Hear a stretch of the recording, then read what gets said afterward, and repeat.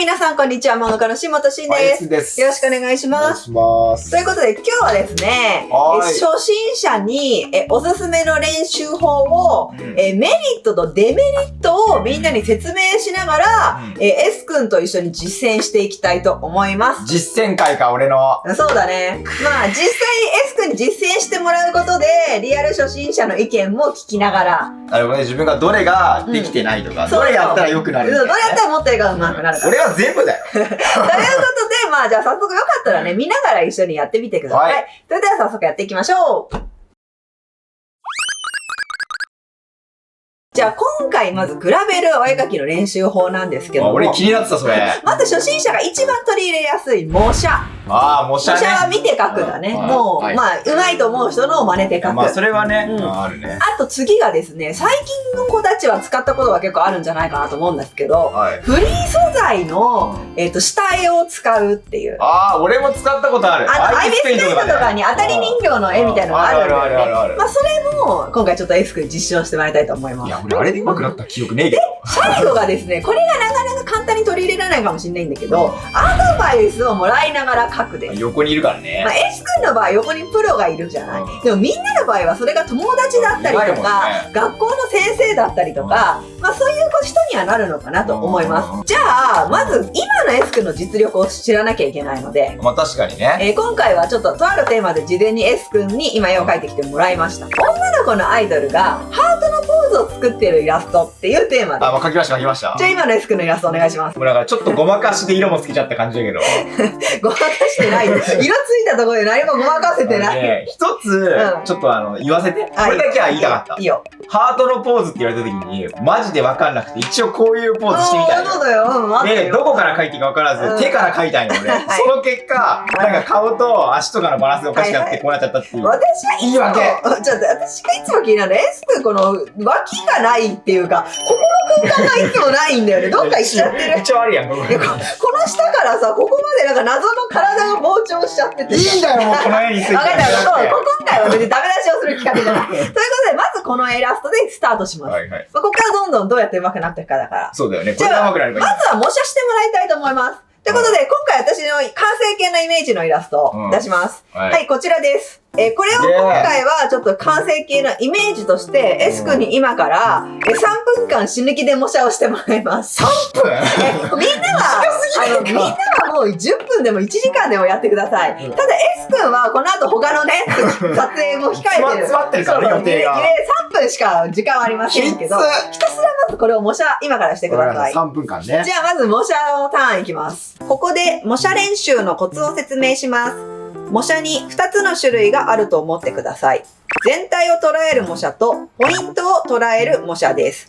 全体を捉える模写はイラスト全体のバランスを見たり、ざっくり形を模写するもので、バランス感覚を養います。ポイントを捉える模写は手や紙などをじっくり模写して自分の苦手な部分を克服するのに役立ちます。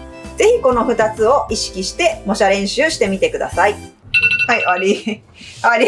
おい、無理だぜ。ちょっと失敗だったのは最後の S 君で自分の絵を模写し始める。はい、じゃあ今模写の練習終わったので、S 君には模写の練習を踏まえた上で、もう一度最初のハートポーズを作ってるアイドルのイラストを描いてもらいたいと思います。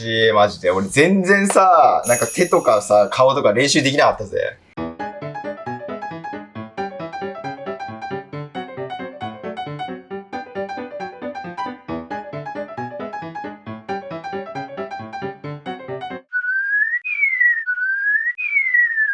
まずこれが一番最初のイラスト。で、模写したイラストが、こちら。ダダーンと、なってる、うまくは。今回は3分しか模写する時間がなかったから。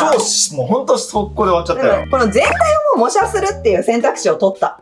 やっぱ全体が分かんないと無理だと思ったね。だから全体はうまく形取れてると思う。もしこれが本当に時間があって、手のパーツだけを模写するとか、髪の毛だけを模写するみたいな時間があれば、よりこれをもう出せたと思う。まあでも多少はちょっとなんか、変だけど、似てるは似てるのか。そうそう。ということで、今回模写の練習してみてのメリットとデメリット。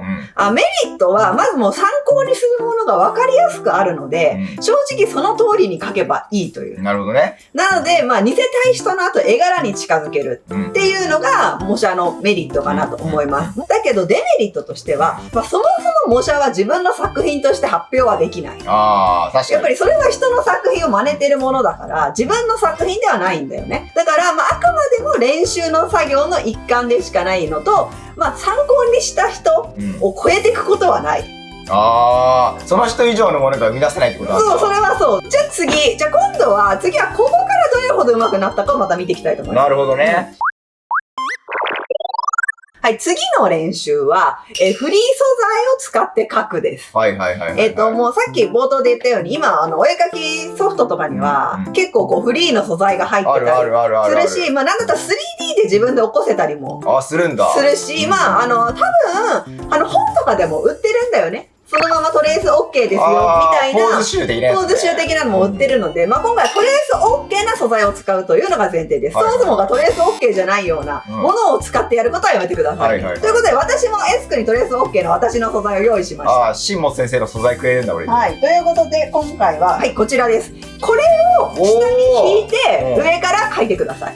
なるほどね。はい。フリー素材で練習するコツを紹介します。もともと紙や服などは書いてないものが多いので、そこを自分で付け足す必要があることを意識して練習するのがおすすめです。そしてトレースしてると忘れがちですが、必ずしも全ての部分を真似る必要はありません。書いてみて自分のイラストとバランスが合わなかったりした場合は、元素材は無視して自由に書いてみても全然大丈夫です。はい、S 君の2回目の練習、フリー素材を使って書く終了しました。はい。これがさっきのイラストです。1個前の。じゃあ次どんなイラストになったか見せてください。じゃじゃーん。おー！ちょっとだけ変わったか。いや、明らかに変わったのは手だね。そのまま描けるからね。手がもう明らかにさ、もうさっきまでの S 君とは団地に上手くなってる。あと洋服着たってぐらいか。洋服着たのは大きいね。なんか、そうだね。肩とかの位置もさっきよりもなんか正しい位置に行ったような気はする。あ、そう。という感じなんですけども、じゃあここでちょっとメリットとデメリットをまとめたいと思います。はい、まずメリットはですね、知識がない人でもすぐさまそれっぽく書けるっていうところと、なぞる、基本はこれってトレースしてるのと同じ作業だったので、S 君は。なので、その元のトレースがうまくできれば、本当にすぐさまプロのような体が描けるっていう。確かにだからなぞることがめっちゃ上手い人だと、めっちゃうまく描けるよね。そうだね。なんだけども、じゃあ今度私が感じたちょっとデメリットなんだけども、正直模写以上に何も考えてない可能性があるっていう。要は、なぞってるだけの時って、何を今自分が書いてるのかを分かってない可能性があるのね。俺分かってなかった。S 君自身がなんだっけこの線みたいな感じで、そもそもが形を理解するんじゃなくて線だけをなぞろうとしてるから、次全くじゃないもの、その素材がなくなった瞬間書けるのかなって思うと、無理書けなくなっちゃう。だから素材がないと書けない人になってしまうっていう、リスクを負うなって思うのと、なるほどね。そもそもが自分が欲しいポーズの素材がないともう話にならないっていう。確かにね。描きたいのになかったら描けない。逆に言えばだからもうあるポーズしか描けない。のでもうバリエーションがめちゃくちゃ減ってしまうっていうところがあるかなと思いました。あとどうしてもその素材を作った人の体型になってしまうので、イラストが自分の絵柄がなくなっていってしまうっていう。だから本当はもしかしたらもっとミニキャラの頭身が描きたかったり、もっと逆にもう頭身が高いイラストを描きたかったのに、やっぱ素材の人のをなぞるだけだと自分の個性がなくなっちゃう。で本当にやってほしいなと思うのは、あくまでこの素材を使うときトレースするんじゃなくて、 S 君は今回トレースしてた、そうじゃなくてあくまで当たりを取る参考程度に使うっていうのがおすすめ。じゃあ次、最後練習いきたいと思います。はい、じゃあ最後は人からアドバイスを受けるっていう、そのだいぶ人を選ぶ、その誰からアドバイスを受けるかにそもそもちょっと選ぶような要素になっちゃうけど、じゃあちょっとアドバイスしていきたいと思います。人からアドバイスをもらう練習のコツというか心構えを説明します。まずアドバイスは誰にもらうかがとっても重要です。相手のセンスや画力によっては必ずしも正しいアドバイスをもらえるかは分かりません。だから私は下手なところを指摘してもらうより、好きなところを教えてもらって自分の強みを強化したり、楽しいイラストにするためにはどうしたらいいのかななどについてアドバイスをもらうのがいいんじゃないかと思います。何よりも自分の絵にあれこれ言われるのは傷つくこともあります。納得いかないアドバイスは聞いたふりして忘れるぐらいがベストです。最後の練習、アドバイスをもらうを終了しました。はい。じゃあまず見せてください。はい。はい、ということでこんな感じに最後仕上がりました。アドバイスって言うてもなんか、まあ私なりに、今回だからアドバイスって言ってもプロすぎなアドバイスをしたつもりです。なんか絵に対してのアドバイスあんまもらわなかったな。ね、なんか今回だから結構良くなったなと思うのは、やっぱ明らかにキャラがなんか生き生きしてきたっていうのと、まあさっきよりも個性がちょっと出たかなと。なんかその辺のアドバイスだとくれたのは、髪飾り増やしてみたりとか、なんか目のハイライトを増やしてみたりとか、まあシワでも S 君が描こうかなって言ったので、私もじゃあシワ入れるならこういうところかなっていうちょっと入ったねアドバイスをしました。という感じで、まあこれの人からアドバイスをもらうのね、メリットデメリットなんだけど、メリットはやっぱりいい人からセンスがある人からアドバイスをもらうともう確実に自分のイラストは良くなるし、自分一人で解決できなかったことに解決ができる可能性がある。まあなんか自分になかったものの引き出しを開けてくれるみたいな。そう、あとまあ気が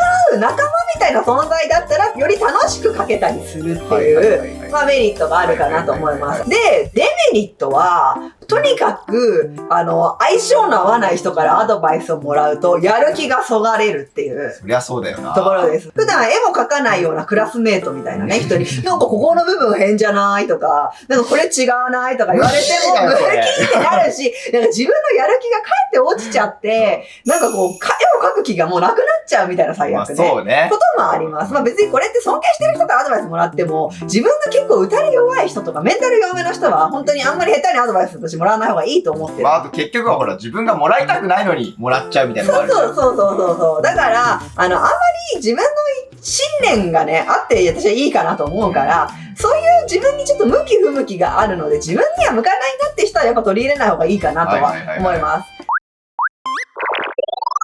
はい、ということで今日の練習のまとめです。まずはじめ何もなし、で模写でフリー素材、アドバイス、まあどの感が一番うまくなってるかな。自分はどこが一番効果があったのと思う。いやーわかんねえわかんないっていうかなんか全部あったよ俺は。効果はそれなりに効果はそれなりに全部あったけど、やっぱこのなんか順番に書いてった結果やっぱ最後が一番うまかったから、まあそうだね。やっぱりってことは書けばいいんだと思う。書けば書くほどやっぱ絵は上手くなるから、結局どんな練習法でもやっぱ枚数重ねようっていうのは大事ってことだね。そうだね。そうだね。確かにやりたいことをやって書くのがいいんじゃないってことそうだね。ということで、まあ今回の動画を参考にぜひ自分なりのお絵描き練習してみてください。ちなみに今回私が用意したこちらの2素材も、アップしておこうと思いますので、ピクシブに。マジで概要欄からダウンロードできるようにしとこうと思いますので、まあよかったら S 君と同じ練習してみてください。じゃあ俺もこれピクシブにやります。待って、本当にじゃあこれも最後。フリー素材。何のフリー素材じゃあこれも最後に一緒に上げておきます。ということでよろしかったらチャンネル登録と高評価ボタンもよろしくお願いします。ではまた他の動画でお会いしましょう。漫画家の島田慎と。バイバーイ。